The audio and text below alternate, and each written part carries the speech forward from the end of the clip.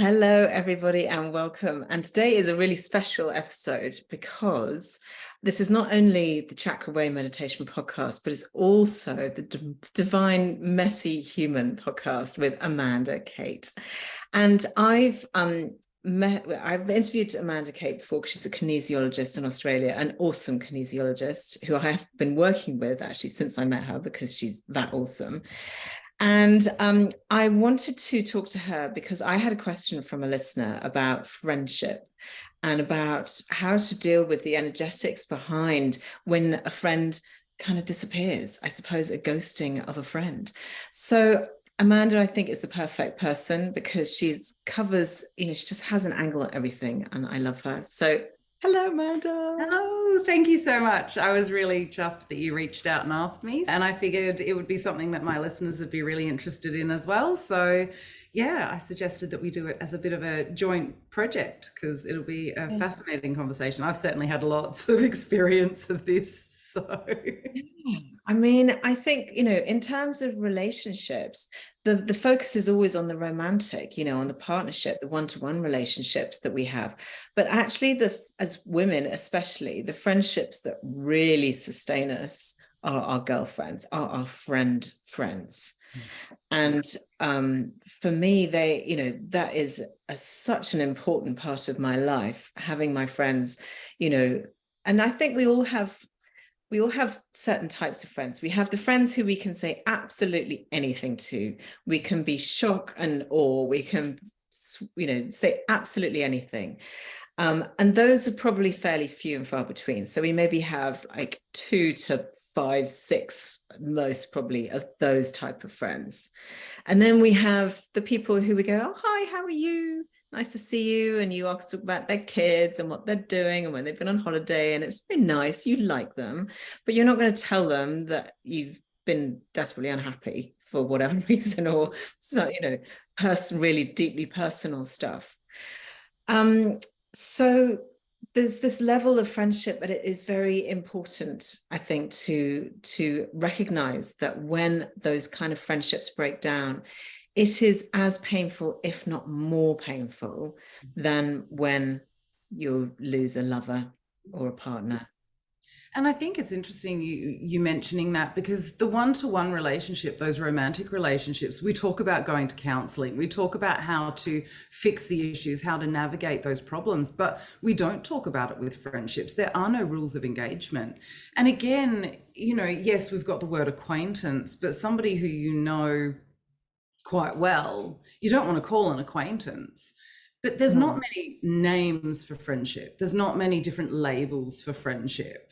And I sometimes find that can limit us as well, that languaging, because your best friend, it's very It's kind of a different childish label, isn't it, really? It's like, oh, you're my best friend. Yeah, it's very schoolyard.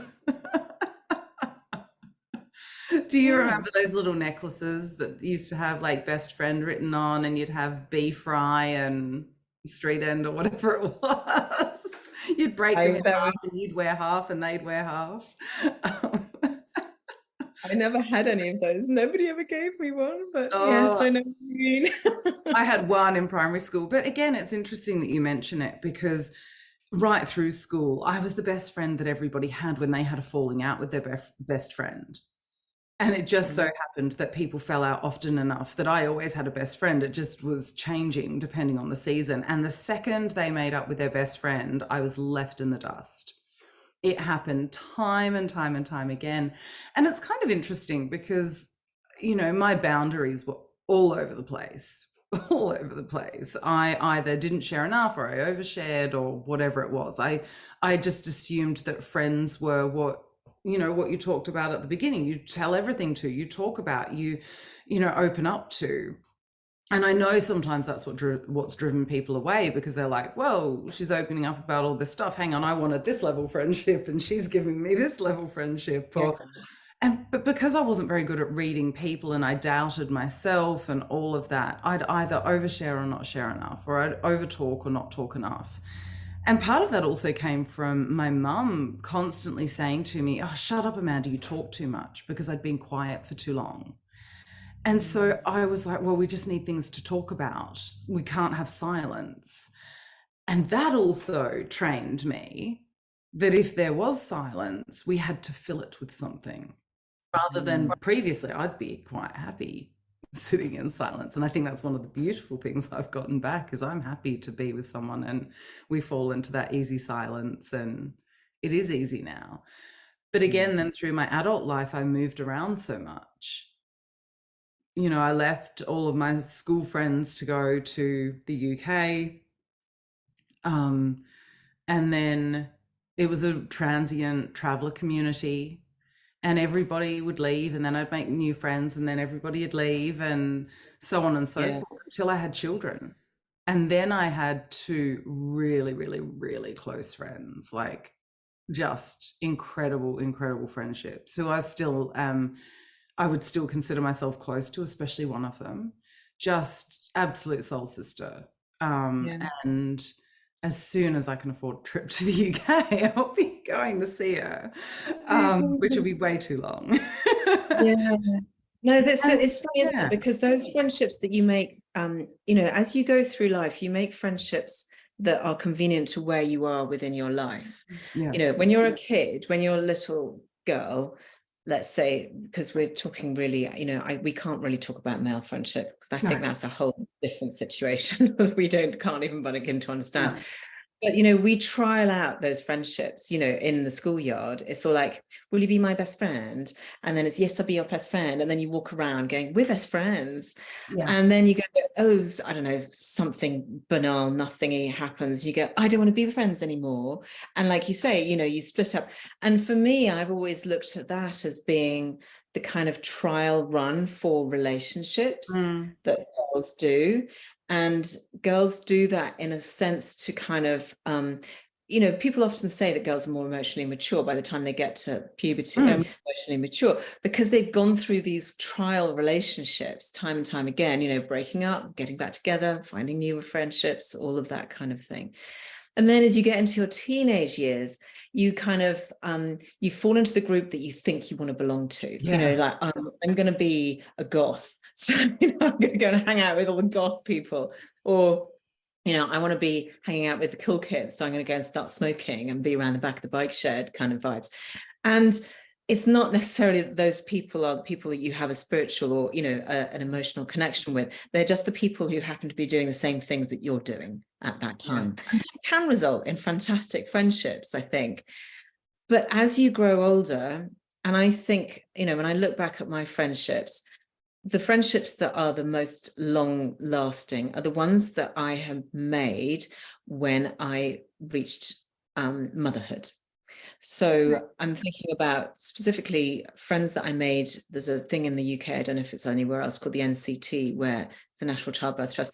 And you go along and somebody tells you, you know, how to breastfeed and all that kind of stuff. And you hang out with this group of women who just randomly get stuff together. And you live in the same area of the same town, and you end up going for coffee, and you end up having your babies around the same time. And so then you're all going through exactly this massive transformational thing in your life at the same time, and you can compare notes, and it's incredibly bonding. Oh, that, you know, that group saved me when I was in my early days.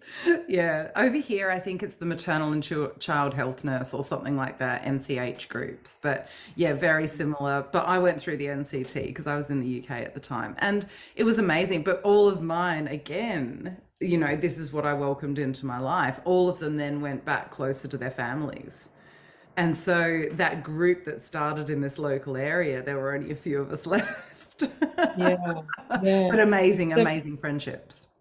One of those friendships, she lived local, like we were like a couple of streets apart in London. And so every day we'd be on the phone and we'd be like, right, let's meet at the park. And you go to the park and the kids would do whatever the kids were going to do. And you'd sit on a bench and you'd talk about whatever was going on in your life and, you know, whatever little so-and-so was up to. And you know, and then that tea time is like, oh, you know, should I come around to you for fish fingers, or are you going to come around for me for fish fingers? You know, like this, it was incredibly special. And when that friend moved, she moved to Wales to look after her parents. It was like heartbreak. I remember walking down the road feeling like my heart had broken because she'd gone. Yeah. We're still really good friends. We talk for hours on the phone, but I see her once every 5 years. And but that feeling of loss when she went was horrible. I felt all alone. It was really sad. And you can't really explain that to anybody. You go, no, I'm heartbroken because my friends moved to Wales. Yeah, isn't that interesting that we'll accept grieving a relationship loss, but not a friendship loss? And yet, as you say, some of those friendships, I had exactly the same thing. My closest girlfriend from the NCT, we would walk, if one of us could walk to the other person's house for coffee, we won the day. And so, almost every day we'd get out, I'd walk to her because it meant that we got dressed and we took the child, out of the house, and we'd alternate. Like, we'd just basically sit at each other's lounge room, and then we'd go out for a little walk, and then I'd walk her halfway home and then back, and she'd walk all the way home. And it was great. It was beautiful, beautiful time. But again, she then went up north, and it's so fascinating when you start looking at all of those friendships. In terms of your earlier friendships, how did they tend to work? I've given you a little bit of an outline of mine. So I'm quite an old hand at this friends leaving thing. But what were your friendships like through primary school, high school, uni? I don't know if you went to uni, but that post-high school phase. God, really, I look back on it with a bit of sadness, if I'm honest, because I had a very good friend who I made at primary school, and we hung out and we were best friends, and we kept in touch. We went to school in different areas of the country for our sort of secondary school, but we kept in touch and we saw each other during the holidays and all of that kind of thing. And through university, we were staying in touch. And then when I left university, we moved in together into a house, and I didn't like her boyfriend. There was a disconnect, but she was completely devoted to him. I didn't like him being in our space. I didn't like him. And then I started going out with someone that she didn't like. And there was this, we just went our separate ways. And after what must have been at least a decade of really close friendship, from, I don't know, well, we've probably known each other since we were like 6 or something. So more than that, like 15 years. We just kind of drifted apart, and it was a drift. For me, the friendships that I didn't hang on to was never an explosive kind of, right, that's it, I'm done with you, I don't want to speak to you anymore. It was just a drifting apart. And I accept that in terms of the fact that people's lives change, people's priorities change, their relationships change, and so that's just the way it is. And I think it's only with hindsight that I look back and sort of grieve for those friendships that I lost, because they were adrift rather than a cutting off at the nose kind of vibe. And that listener who wrote to me and said, this friend has just completely cut me off, that is that's not actually ever happened to me. So that's why I wanted to reach out to you, because I knew you'd have some kind of, like, when we're ghosted by a friend for no reason that we can understand, how do we process that? How do we deal with that?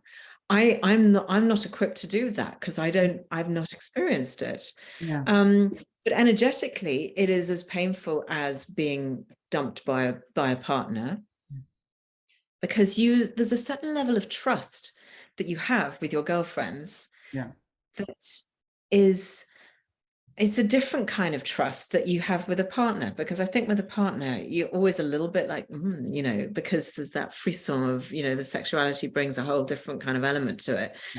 But with a friendship, it's like, don't get it, don't understand why, where, how. Absolutely.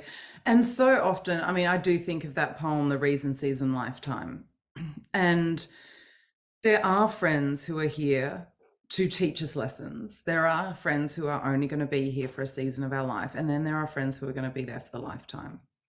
Now, a lot of those friends for the lifetime, as I said, I got to whatever it was, 8 years old before I found a best friend that was actually a best friend, that was, a true soul sister of mine. And I was, how did I get to this age before I got a best friend. You know, realistically, I had plenty of people who I called best friend, but none of them stuck around. And again, it wasn't the explosive ending for any relationship. It was like a cut off, and there was never any fights or arguments. It was just oh, they're not calling anymore, and they're not speaking to me at school anymore because they're back with their best friend. I guess I better get on with it and see who else I hang around with. And I never really thought about it too often because I always had people to hang around. I was always on the edge of groups. Mm. And also because of the bullying, I was bullied quite severely in year 9.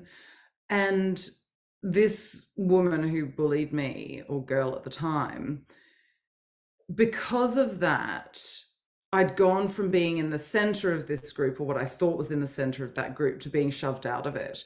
And so what I ended up doing was sort of hanging around the edge of different groups.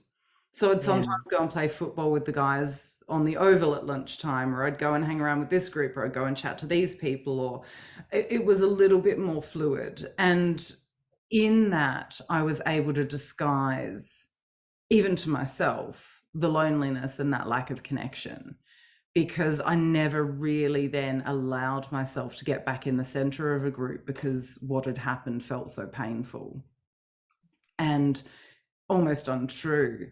But at the same time, it then became my MO of, you know, I'm really good one-to-one friendships even now. Group friendships, I'm quite not wary of, but I just don't get in the middle of the group. Is what I've worked out. It's funny, isn't it? Because it's exactly the same for me. I don't have a gang of friends. Like all my girlfriends that I have, they're all kind of dotted around individually, geographically and emotionally, like where I found them, where I met them, or, you know, the kind of relationships that we have. They're all very special and unique in their own ways, but they're not a gang of. And I've never been able to do the gang of. And maybe that's again something that I've slightly mourned. It's like, why don't I have a gang of friends? Like, people have gangs, you know. And I think we all saw the dream when we watched Friends, that, you know, hang out in a load of people. But then some people do have that. But yeah, I think the gang thing is very much a part of the school culture that we had. And funnily enough, when you were speaking about that, it made what came up for me was actually around my school. So my senior school, I had lots of good friends. Again, I was on the outside. I was on the outside of the group. I was never really, you know, and the best friend thing sort of switched and swatched around, whatever. But I know they all remain like really good friends. You know, they're all godmothers to each other's children and so on, and they hang out a lot and so on. But I remember going to a kind of reunion-y type of thing where everybody was, and I completely overshared. I was like, right, you know, I know you all, I can tell you what's been going on in my life. And I told them everything, and I could see them all kind of like reeling back, going, whoa, that's a lot. And I never heard from any of them after that. And that, I was like, do you know what? Fuck it. I don't, whatever. Fine. I'm sorry I overshared. It was just what I was going through at the time. If you can't handle it. And that, I think, is probably something that happens quite frequently, that people do that. I know when we were talking earlier, you mentioned as well about oversharing. And it's that judgment of like, how much is the friendship ready for? And maybe that's the reason why somebody just withdraws. And is someone ready for my vulnerability? That's what's coming up for in my mind about it. That's interesting. Keep going. Sorry, it was just like, oh wow, yeah. Again, even that word oversharing. Who decided it's oversharing? I don't know. You know, I suppose if you come along and you say something really shocking that is not dinner party safe conversation, keeping it light kind of vibes, and you come in and you know, it's like coming in and like dumping a great big dead fish on the table and going, here's dinner, you know, whereas you know, rather than cooking it and dressing it all up nicely and going, here's your lovely portion of beautiful, you know, it's like slapping the big dead animal on the table. It's like, whoa, where did that come from? Why did you do that? Couldn't you go and, you know, just bring me a nice steak or, you know, whatever. I think people don't feel ready to take on that that responsibility of nurturing you through what is obviously going to be a really tough time. And I think that's when you start to weed out the friendships that are actually there for you, and the people who, and I think a lot of times with friendships also, when you're having your rant, you know, you just like mouthing off about whatever it is. And this is the same in any relationship, romantic or friendship. There's two modes. There's like, I want you to just listen to all my shit whilst I offload it. Just listen and go, uh-huh. And then there's the, this is an issue and I need to find a solution. I now need you to help me fix it. Yeah. And I think a lot of people, when you lay them with a big old stinky thing, they go, God, I've got to fix that. Thank you. I've got enough stuff of my own to deal with. I don't need to be dealing with your stuff as well. And then they back away and they don't understand that what you're doing is just offloading and you just want to be heard and understood.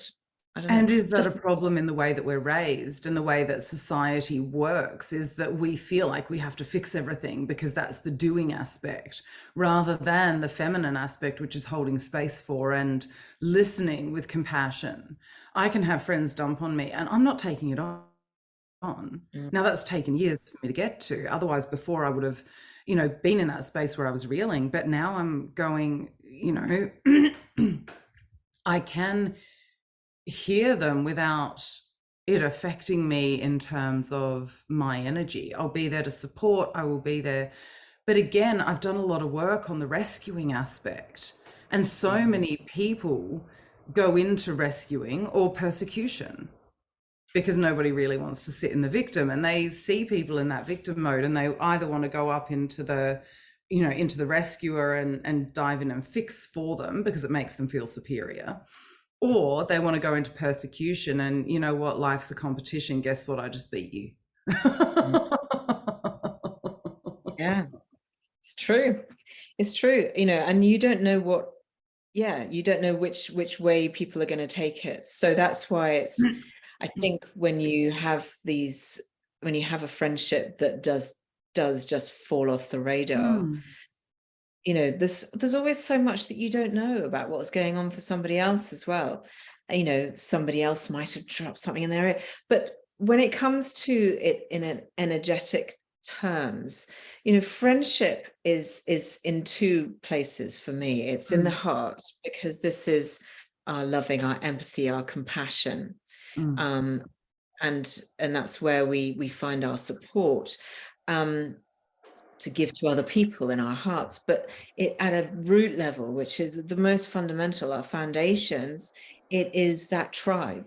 You know, has the tribe got your back? Have you got your support system around you, which is essentially for us, you know, it's our friends are the support system. You know, we don't necessarily have our parents. We don't want to, you know, not obviously our children, maybe our husbands or our partners or our wives, but those partners are often part of the problem. So we need our girlfriends to help us through these things. So it's it's that tribe, it's that village that's there for you, that gives you that sense of it's okay.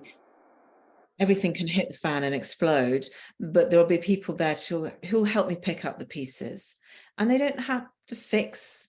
They just have to just be there whilst I tidy up. Yeah. And I think, again, when you talk about that root chakra, that's where we hold a lot of our abandonment and rejection wounds from childhood. And whether they're real or the ones that obviously we take on as real, we feel that, and it will be activating and triggering things from early life. Whether that be that, you know, according to Gabor Mate, for children who've been left controlled cried, you know, they have those rejection wounds. Well, I'm crying for food. I'm really hungry here. Nobody's coming, you know, who's got my back type thing. Now, obviously, none of us meant to do that. That was the way we were told to parent.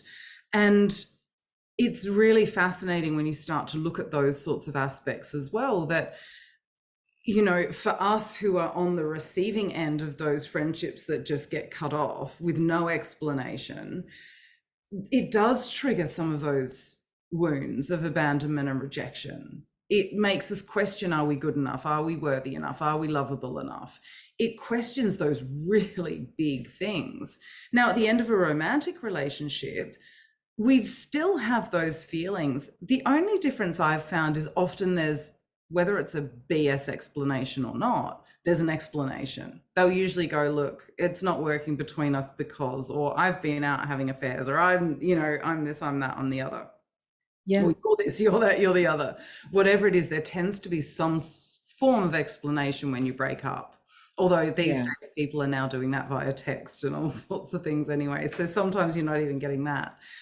Yeah. But I think more often than not, you can see the end of a romantic relationship coming. You can feel it crumbling.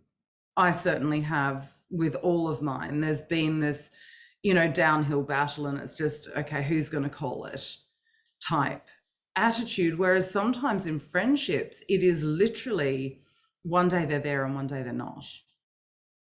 And it is a death. I think that's what we have to remember, is in terms of the life and death cycle, it is a death and we need to grieve. And especially in our culture, we don't want to grieve. Grief is only what you do when you're putting somebody in the ground. But actually grief, we are dealing with all the time in certain ways. We are, you know, we've got to grieve the loss of that role of friend. We've got to grieve the loss of the friendship. We've got to grieve what it could have been. And also then you've got to look at, why don't we have some rules of engagement for friendship? You know, if somebody just leaves without a trace, it's like, well, you know, they're obviously not thinking about the person they're leaving. They're not giving reasons or anything like that for their leave. They're just, okay, well, this has gotten too hard, I'm out. But that often then leaves the other person with nothing to work on. Unanswered questions, and all the sort of insecurity and the worthiness, you know, that is sort of, I mean, it attacks you at every level, you know. A member of your village, your tribe has walked out, you know, you're like, well, obviously I'm not enough. That's the sacred. Like you feel powerless over the situation at your solar plexus. You know, your heart is broken. You know, I find that we hold a lot of our self-worth in the throat. So you're like, you know, and you've been denied a voice, you've been denied that chance to talk it out. Like, even, you know, usually with an ex you know, with a romantic relationship, you can send a whole lot of really angry texts going, you absolute, you know, or you've been given some kind of explanation. You feel justified in going, what the hell? You know, even if they ghosted you, be like, excuse me, but, you know, rude, can you please? But with a friendship, it's harder to chase that down and go, hello, what did I do wrong? Because that's a difficult thing. Because also, I think probably, I don't know, but it's usually the other person's stuff, is it not? It's nothing to do with us. It's something that's happened in their life or that's triggered them. There's nothing to do with you, really. I don't know. Well, I think it's always to do with us and the other person. We may have overshared, but actually what's oversharing? If we didn't have rules of engagement, then what is oversharing? And we don't often talk about that with friends until it's almost too late and oh, hang on, I've crossed a line that I didn't even know was there, which again, you know, that means that they've put a line in the sand that you've crossed and you don't always know where it is. But I think that's why perhaps we need some more discussion on friendship, some more etiquette around it. And who do you classify as those really, really good friends? I think there's so many questions that it does bring up, but I think so much of it needs to come down to how we prioritize it in terms of grief as well in our life, because the mopping up of that pain that you feel, you know, when your best girlfriend goes across the country, or, you know, and it's that proximity is gone and the regularity of catching up is gone, or when they've just completely disappeared overnight, because it does leave a gaping hole. You know, I was mentioning to you a friendship that I had that was 2 years of really close friendship, texting back and forth multiple times. Just, I studied with this person, and there was one comment that they made towards the end of our friendship, and I said, "It sounds like you're breaking up with me." And literally, I heard from them once or twice more, and then it was ghosted completely. And it was painful and very lonely, because they were my constant in my life through that tumultuous time.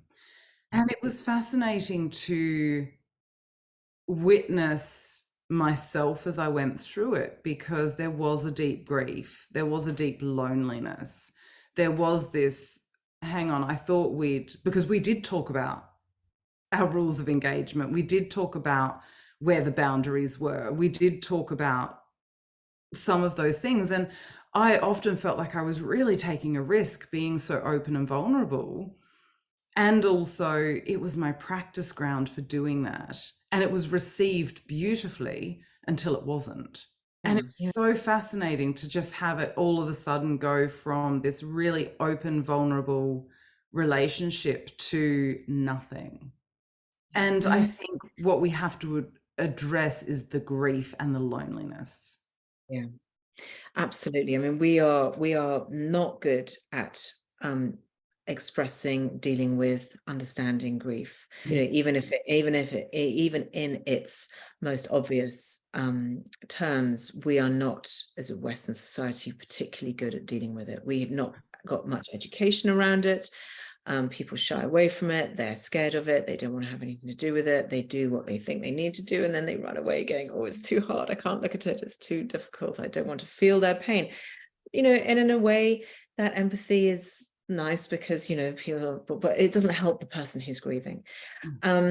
And so an open discussion around grief, and, you know, with any luck, if you do lose a friend, you have some other person that you can go to and say, "I'm feeling grieved because so and so has decided that they don't, for whatever reason, want to be close anymore." And, you know, although having said that, I can understand, I'm picturing that conversation with that person, you know, this fictional thing, and then you're actually stirring up more of an issue.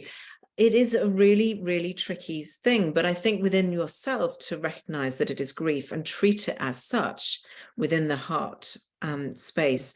And with grief, there is that thing where you can't get over or under grief. You have to go through it. You have to just wade through the mire of grief, and you have to feel it, and you have to accept each horrible feeling, because if you push it away, it's still there. You've still got to go through it. So you've just got to work your way through it and feel those feelings and express them. And if you don't have somebody you can talk to, you know, write long letters to that person, or you know, leave yourself long voice notes that you're never going to send, or, you know, just expunge it in some way. It's a massive exercise in letting go, is my theory on this. And accepting perhaps that, you know, everything comes to you and goes from you for a reason in this life. And there's what was the poem? A time of season, lifetime. Yeah. And I think that's where I go to with it, is every single one of these people has taught me some valuable lessons. And my journey hasn't been an easy one, so I can understand why they didn't want to come on it with me. It was hard enough being the person, but I couldn't imagine what it would be like to be the support person in that. And I completely understand it. And so, but also, I couldn't see myself ever abandoning somebody in that space. And again, I have the capacity to do it. I mean, that's why I do the job that I do, is to hold people when they're going through grief and trauma, when they're going through those things.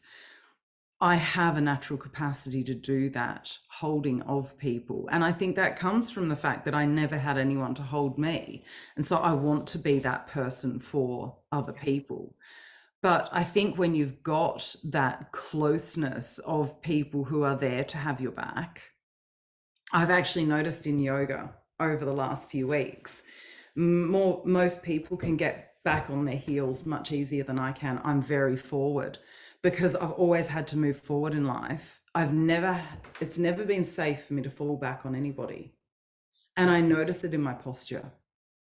Really, that's So fascinating. when I'm in my Malasana squash, my knees are much further forward. Yesterday we were doing it against the bar, and I was able to pull my legs back, and it felt amazing. But I knew if I let go of that support, I would have fallen. And so it's really interesting. Even my physical body has taken that posture of not being able to go backwards. And I do a lot of barefoot walking on the beach. So I've got the flexibility there. Your Achilles are okay. Yes. It's bizarre. It's so strange. And it's only come in through the last month or two that I've actually noticed that it's a physical manifestation now. Yeah.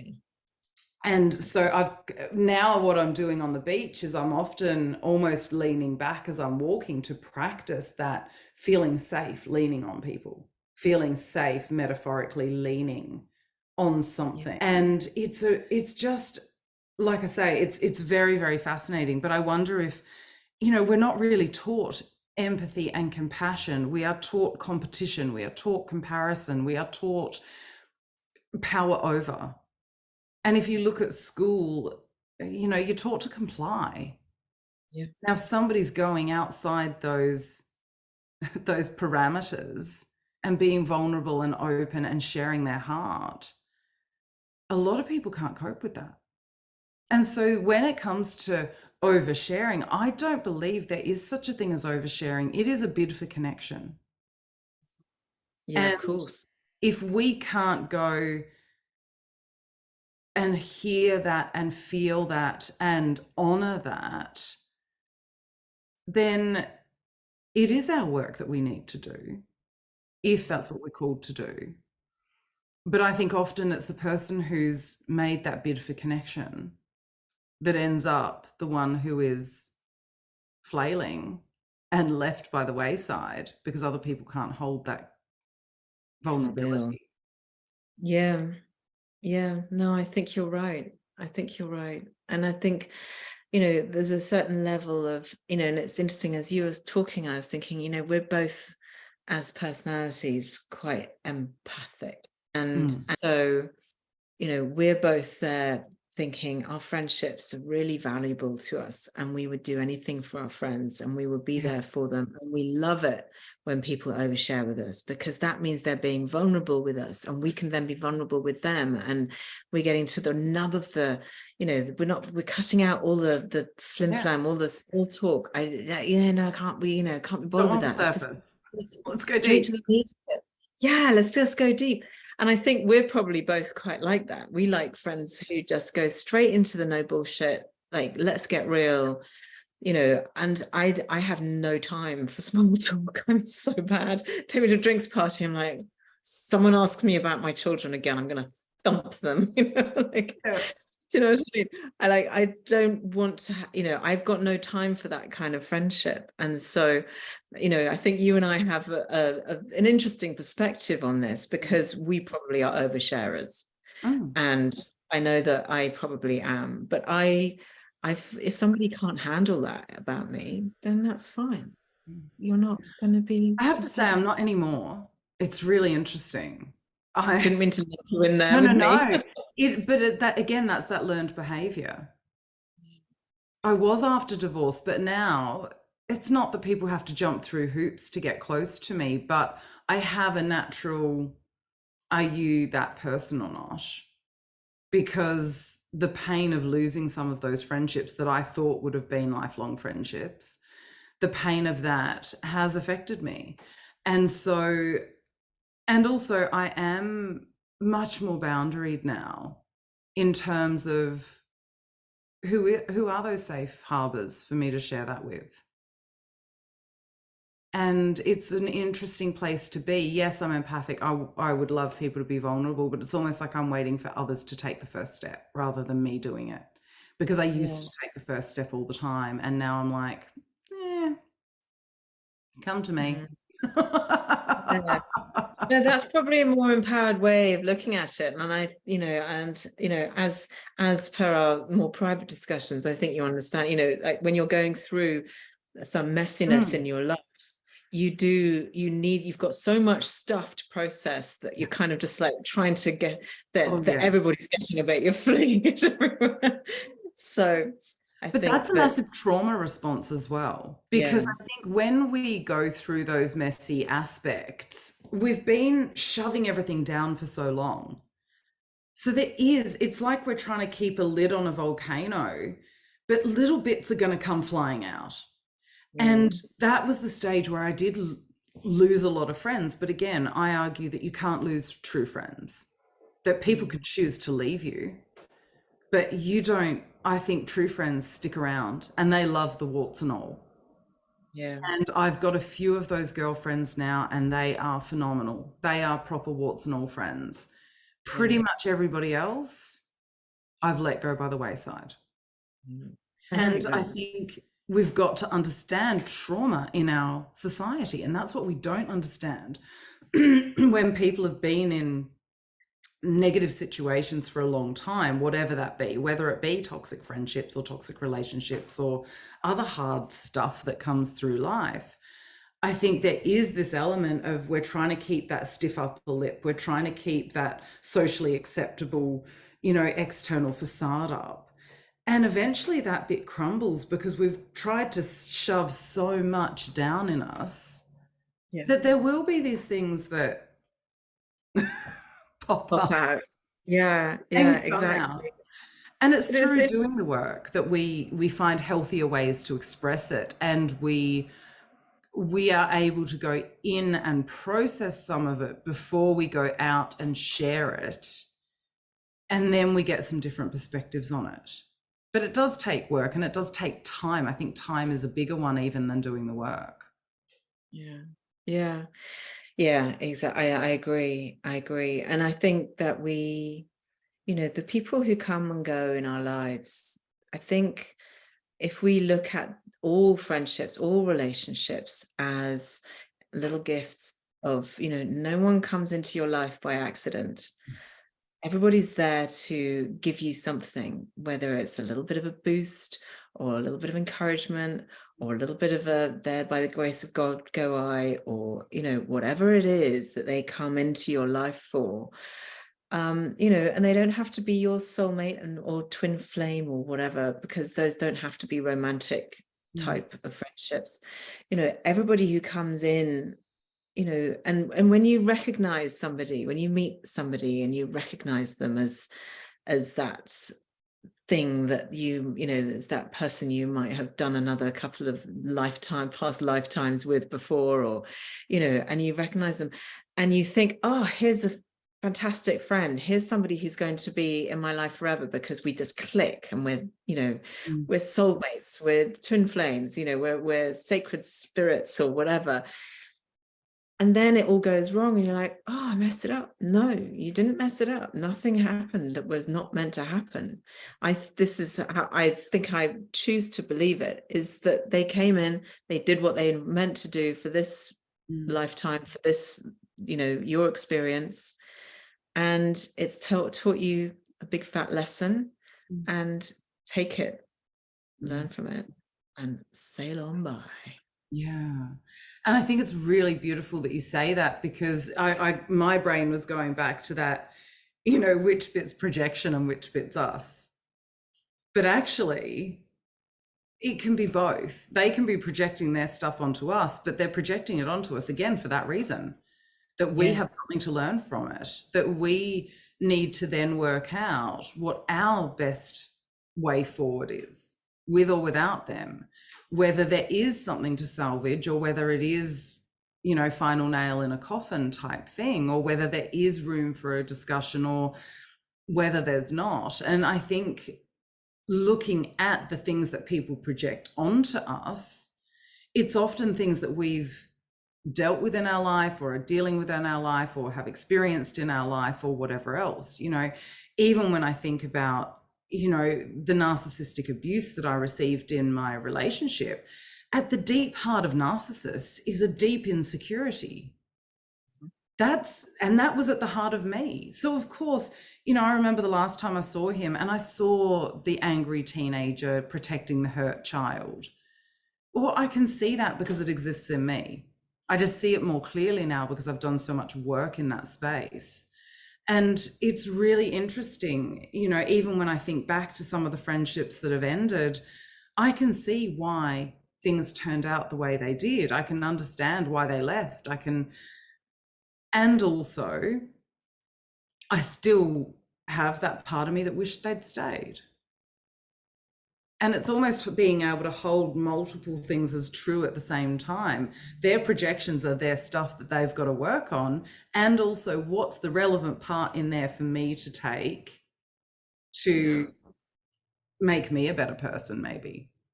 Yeah. This is the ongoing thing of duality, isn't it? That two things that seemingly opposite ends of the spectrum can both be true.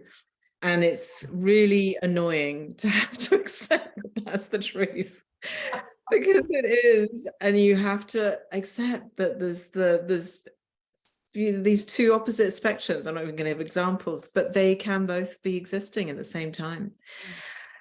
Oh, a lovely bit of existential dualism. It's just what we like, isn't it? I know. But I think also, they talk about that paradox.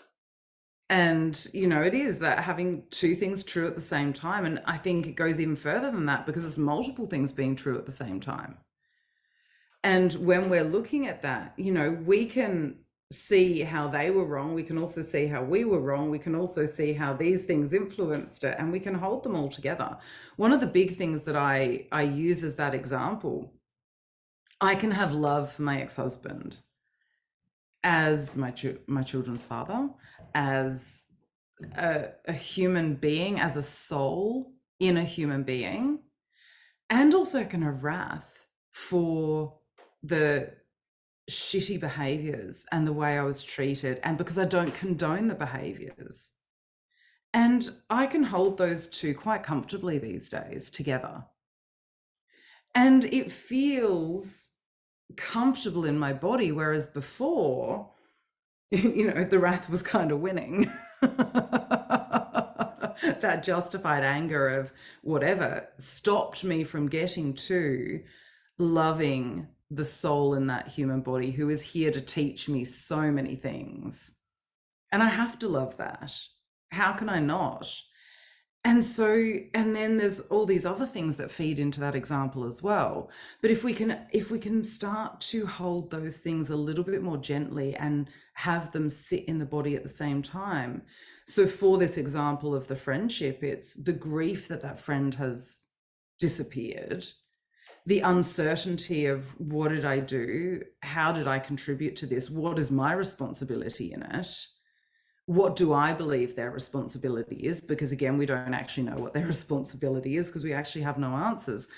We can have anger that they've left. We can feel abandoned. We can feel rejected. But none of these things are sitting in us on their own. And how can we be comfortable with all of these uncomfortable bedfellows? I don't know. I mean, there's a thing that's a very wise lady said to me once about all of these things. When you have this so many different aspects, is to hold it lightly. And using that analogy, I've used that so many times because it's so useful, and especially in friendships and relationships. You think if you hold on to somebody really tightly, what are they going to do? They're going to feel smothered, suffocated. Oh, let me out. I need more space. Let go. Got to get out of here. And it's the same, so that's a very easy way of understanding the holding it lightly thing. But when you hold it lightly, you can see it. You're not crushing it. You're not gripping, just being able to see all around it and understand that there are these multiple aspects, like a dice, can look at any different side and it's going to be a different number. Pick a number, any number. It could be any number of things. But to understand it, and then when for me this always comes back to well, where are you feeling it in your body when you think of that person? Like when my friend moved to Wales, it was heartbreak. I remember walking down the street going, I feel like I'm I've had my heart broken several times. I was like, oh my god, I actually feel heartbroken. I actually felt it in my heart. But where do you feel it in your body, and then begin to process it from that when your friendships sort of when you're dealing with this kind of stuff. And for Our you as a bodies have community, so many answers for us. oh, so many. Yeah. Sitting with it, sitting and just allowing it to be, because that's the first thing. As soon as we resist it and we hold it away from us, then we're in conflict with it, and it's gonna just come and ugly. Let it come. Feel the feelings. Where is it sitting? Let it pass through. Breath work, all of that stuff. But yeah, holding it lightly helps it to float away. Helps that stuff just kind of find a little bit of levity and lightness to be able to not feel heavy. When you're gripping something tightly, it's exhausting. Yeah. And I think one of those beautiful things that you said, about feeling that heartbreak, for example, is I think also if we can ask ourselves the question, is this, just about that? Or is this activated by previous things? So I will often ask myself, when was the very first time I felt this feeling?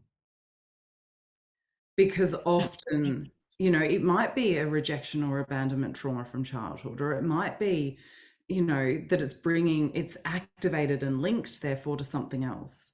So I think asking ourselves that question, if it's sitting in the base chakra, for example, if you're feeling that real brick, sitting there, and you ask it questions, ask what is sitting in your body, those questions, almost like you're having a conversation.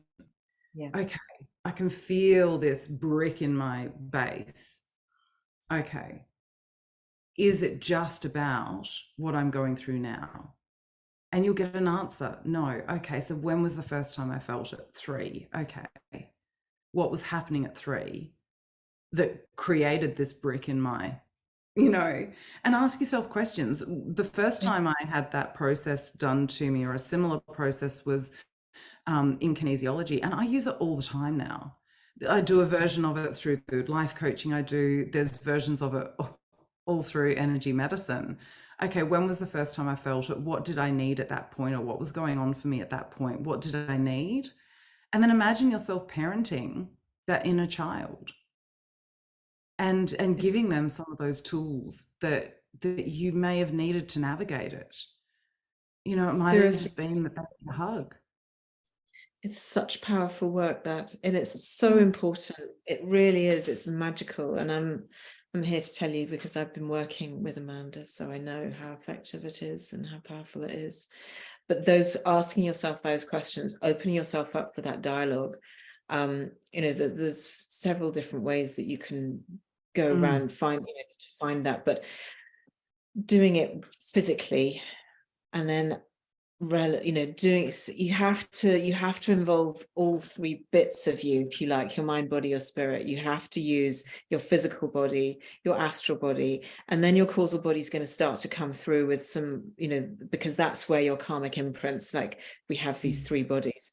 The astral body is where your energy flows, and that's all good, but beneath that, that's where your samskaras, your karmic wounds, if you like, the things that you've forgotten from when you were 3, but they happened and they're still there. That's where they all lie.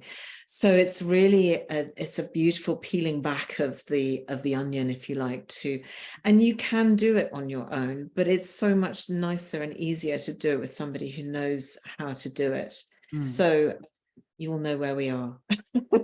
Links in the show and notes. I always mix that stuff with I call it that internal scaffolding and external scaffolding.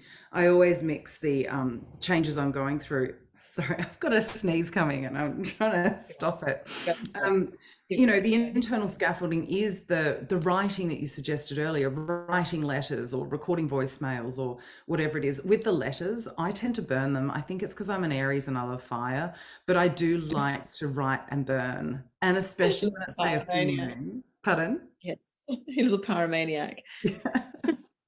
Safely in a Pyrex bowl or in my fire pit or whatever. But Yeah. especially at the full moon, it can be a great time to do it, or within 48 hours of a full moon, just to write everything that you're feeling out. And I used to take one of the cheap pads and I'd sit out with my fire, and I would sometimes have my pen and be almost ripping the paper with the anger that I was letting out. But it didn't matter because no one was going to see it, no one was going to read it. And then once I burned it, it was like, take this from me. Let's transmute this into something else, because fire is an incredible transmutation tool. People who like water will sometimes, put the papers in water until they're a big soggy mess and you can't read them, and then throw them out, or whatever works for you, I think is beautiful. But the actual physical pen to paper is an incredible tool. So I love that you say that. Voicemails I do like, although I always get worried about electronics, which is why I like to go back to the pen and paper. Yeah,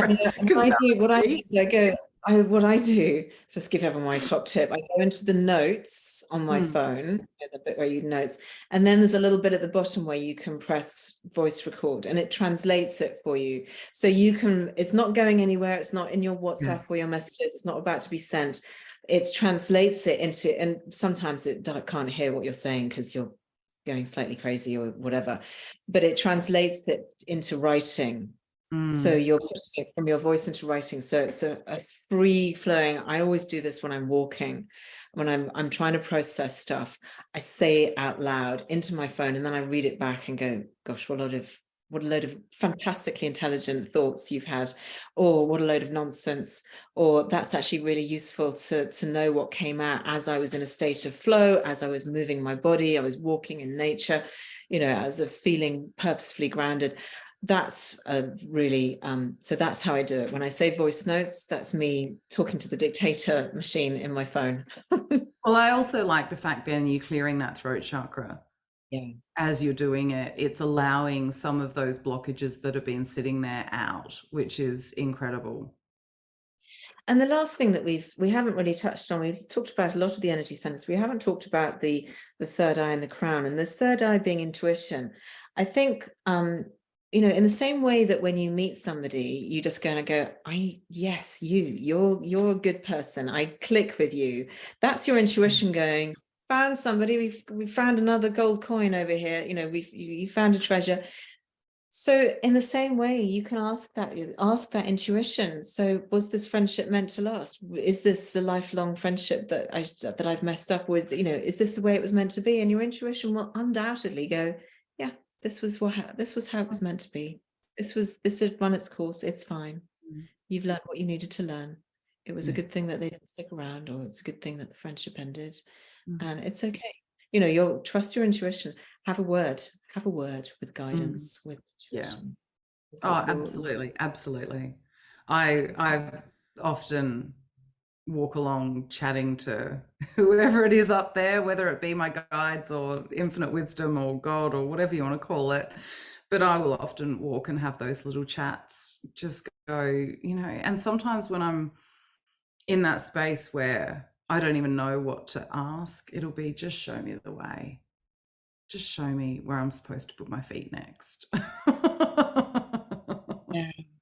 Just send a little sign, and then what do you know? A little birdie will float past going, hello, I'm your sign. Whatever. Yeah. And the other thing in terms of that intuition is to remember to look for those signs, because we often ask for signs and then we forget to look for them. Yes. So if we're asking for signs, it's always a good idea to sort of have one eye remembering that you've asked for a sign. Sometimes I ask for signs and I completely forget that I've asked until later, and I'm like, damn, I didn't get my sign. I'm like, well, you didn't really look because it went through to the keeper after. But then something will happen and I'll be going, oh, okay, like I did pay attention. I just didn't consciously know that it had all come past or whatever it is. So, Yeah. yeah, remembering to look for the signs that you're asking for is also really important. Yes, exactly. Yeah. So it's been really fascinating talking to you about friendship. I just think that it's a really underplayed aspect of our really very important side of our emotional lives, friendships. And so, I think if we just give the time and the respect to our friendships, and I don't know, not every friendship will withstand this in terms of can't to quite tolerate, but just letting your friends know how much they mean to you is, it actually makes you feel good as well as them. I went through quite a period last year, actually the last few years, where I would just randomly send people messages of how much I appreciate them and love them and all the rest of it. And you know what? You don't always get something back, but that's kind of not why you're doing it. And I loved sending them. It made me feel absolutely incredible. Yeah. Yeah, exactly. No, sending out, no, it's like a random act of kindness, but to somebody that you really is not that random because you really love them and you Mm. value them. And Yeah. and and it's interesting because if someone would send you that message, would you go, oh, it's really lovely, and then you send back a little heart emoji or something to them, or would you go, oh God, that's a bit awkward? Like, so think about how you, not you, Kate, but Mm. like everybody, how you would react to Mm. being sent a message like that, how it would make you feel. Because I think for most of us, we go, actually, that would be really nice if I got a text just saying, I really appreciate your friendship. Do you know, Because it's really interesting. Again, we've got to think about that receptivity aspect. Because if we're not open to receive it, it's the same way that we receive gifts. How many people are awkward receiving a gift or receiving a compliment? And the reason is that we're not in control. So when we are receiving, we are vulnerable. We are at the mercy of what they want to give, when they want to give it, how much they want to give, all of the things. They choose the timing. And that's why we all pride ourselves on being givers. Well, I'm a giver, I'm a giver, I'm a giver. But giver is control. You are choosing yes, everything and you are in control of all of it. Whereas when we are yeah, receiving, we don't yeah. choose what, when, how. We choose none of it. We just Mm. have to be, we are only in control of the actual receiving and how we receive it. So a lot of people who don't receive those messages well are often in that giver mode that I want to control. Oh, I can't receive that. And they're blocked on that. And receiving is the back of our chakras. So again, working on that, the reverse side of our chakras, the ones that go down our back, can often be ways to open ourselves to receiving, especially the back of the heart chakra. Mm. Yeah, that's a really good point. It's not always easy. It's lovely to give a compliment. It's not always easy to get them. Yeah. And I've had, it takes years of training to someone to just go, thank you, and smile or whatever. If some of you do get a compliment, now I lap it up. I go, oh, bring it on, Oh, giving me more. I need yeah, it. exactly. Exactly. Oh, that's wonderful. I'm guessing we should probably wrap it up because, as we know, we could chat all day. Yes, we do. Thanks, Commander, so much. It's been brilliant. Thank you And so, thank so much. you. It was such an honor to be invited. And yeah, I love talking about all of this stuff and getting deep. And hopefully that's helped the person who's asked the question. It's crossed. Thank you. Lots of love.